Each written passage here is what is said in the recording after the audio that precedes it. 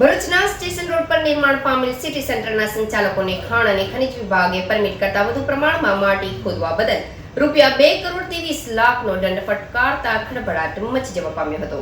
ભરૂચના station road પર public private પાર્ટનરશિપના આધારે DRA નર્મદા બસ પોર્ટ પ્રાઇવેટ લિમિટેડ દ્વારા અત્યાધુનિક સિટી સેન્ટરનું નિર્માણ કરવામાં આવ્યું છે। આ સિટી સેન્ટરના નિર્માણમાં 20,000 મેટ્રિક ટન સાદી માટીના ખોદકામ માટે ખાણ અને ખનિજ વિભાગ દ્વારા પરમિટ આપવામાં આવી હતી।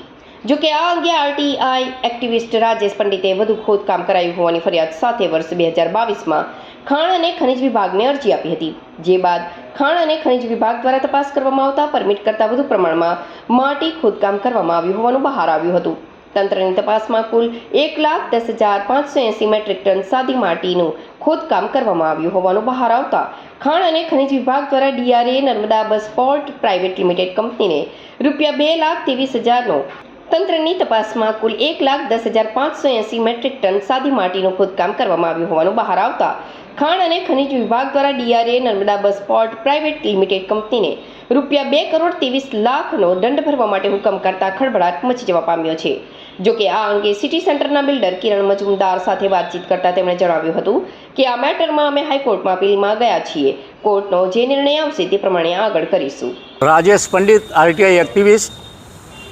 આ ભરૂચ મારી કર્મભૂમિ છે અને હું RTI એક્ટિવિસ્ટ તરીકે ઘણા સમયથી કામ કરી રહ્યો છું અને ઘણા બધા ભ્રષ્ટાચારના વિષયો ઉજાગર કરતો આવ્યો છું।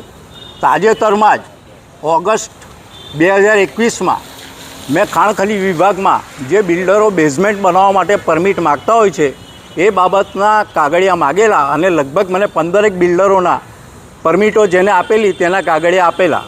એનો અભ્યાસ કરતાં ઘણી બધી જગ્યાએ સ્થળ તપાસ કરવામાં આવેલી અને જો વધારાની માટી ખોદકામ કરવામાં આવેલી હોય તો પેનલ્ટી કરતા હતા।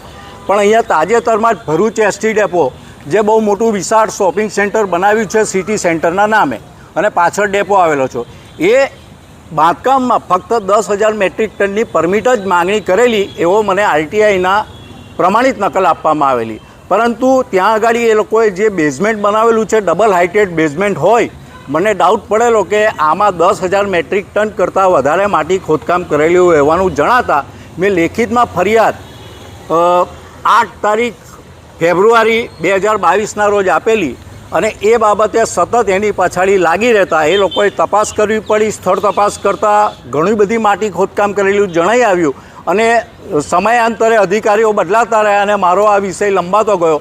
પણ એની પાછળ લાગી રહેતા હાલમાં જે રત્નાબેન ઓઝા કરીને ખાણ ખનિજ અધિકારી આવેલા છે એમણે બહુ ગહન તપાસ કરી અને સરવાળે એને 1,10,000 મેટ્રિક ટન જેટલી માટી ખોદી કાઢેલી છે અને એનું કેલ્ક્યુલેશન કરતાં ટોટલ 2 કરોડ 23 લાખ રૂપિયા દંડ આ મેડમે ફટકારેલો છે। બહુ આનંદની વાત છે, પરંતુ હવે વિષય એટલો જ રહેશે કે આ 2 કરોડ 23 લાખ રાજુ પંડિતના ગજવામાં આવવાના નથી, સરકારની તિજોરીમાં જ જમા થશે। હવે સરકાર આ પૈસા કેવી રીતે વસૂલ કરે છે એ જોવું રહ્યું। આ જે હુકમ કરવામાં આવેલો છે એમાં નીચે એક લાઈન લખેલી છે કે જો આ વ્યક્તિ પોતે અપીલ કરવા માગતો હોય આ હુકમની સામે તો 30 દિવસમાં ગાંધીનગર ખાણ ખનિજ કમિશનર કચેરીમાં અપીલ કરી શકે છે અને મને જે જાણકારી મળી છે એ પ્રમાણે એ લોકો અપીલમાં ગયા છે।